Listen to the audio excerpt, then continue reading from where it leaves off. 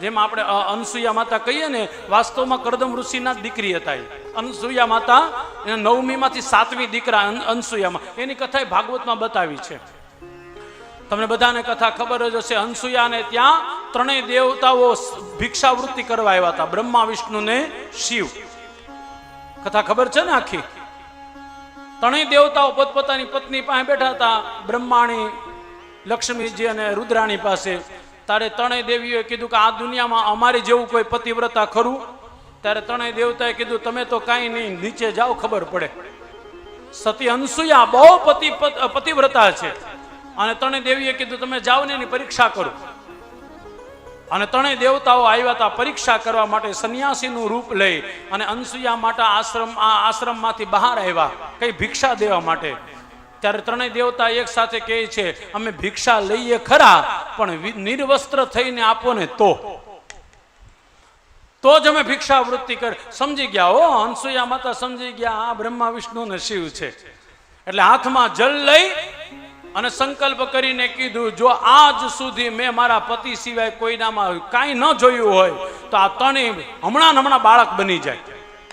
અને જ્યાં જળ છાંટ્યું ત્યાં તો અખિલ બ્રહ્માંડનો નાયક નારાયણ નાનો બાળક બની ગયો.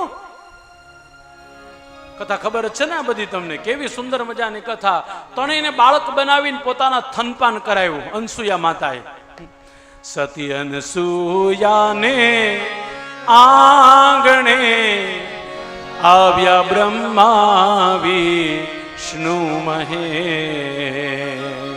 સતી અનસુયાને આંગણે આવ્યા બ્રહ્મા વિષ્ણુ મહેશ. સતી અનસુયાના આંગણે આવ્યા બ્રહ્મા વિષ્ણુ મહેશ.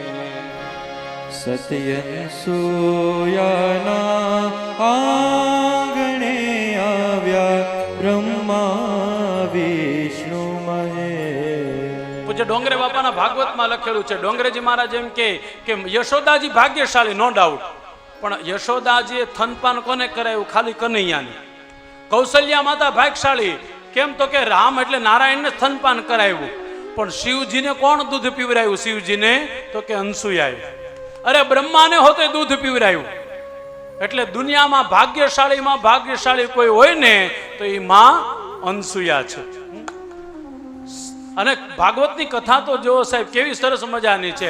હા, ત્રણેય બાળકો, ત્રણેય દેવતા નાના બનાવી દીધા, ઘોડિયામાં નાખી દીધા હો ત્રણેયને બાજુમાં.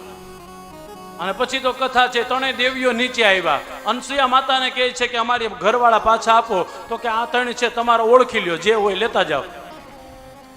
આ ત્રણેય મૂંઝાઈ ગઈ, આમાં કયો મારો લે? કીધું મેં સંકલ્પ કર્યો, તમે સંકલ્પ કરો. ત્રણ દેવીમાંથી એકેય બોલી ન શક્યા હો.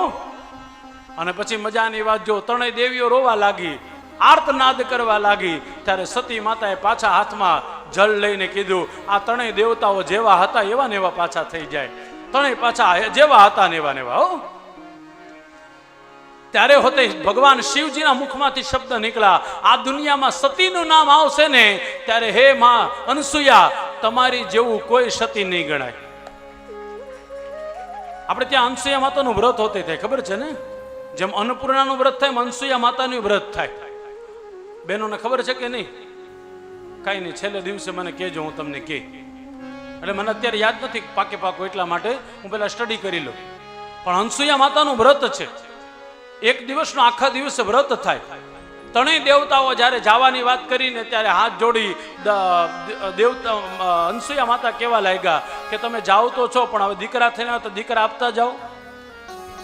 એટલે બ્રહ્માજીએ પોતાના શરીરમાંથી ચંદ્ર દેવતા પ્રગટ કરીને આપ્યા, વિષ્ણુ ભગવાને દત્તાત્રેય આપ્યા અને શિવજીએ દુર્વાસા ઋષિ આપ્યા. આ ત્રણેય એક દેવતાઓ આપ્યા હો. કથા એવી છે, અનસુયા માતાના ત્રણેય દીકરા છે, ચંદ્ર ભગવાન, દત્તાત્રેય ભગવાન અને દુર્વાસા ભગવાન, શિવજીના અંશ છે. આ ભાગવતની જ કથા કરું છું, યાદ રાખજો. આ અનસુયા કોના દીકરી હતા? તો કરદમ ઋષિ અને દેવહૂતિના.